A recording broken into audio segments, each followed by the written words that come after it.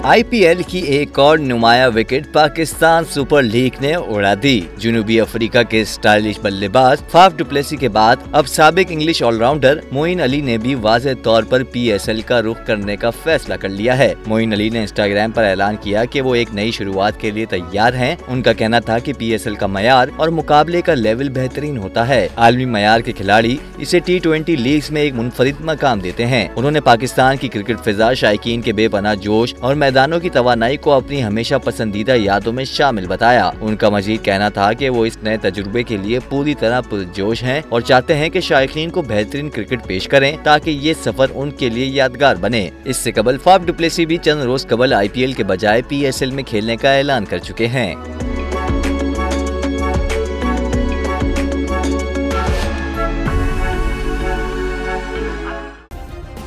Subscribe करें और bell दबाएं ताकि कोई खबर रह न जाए।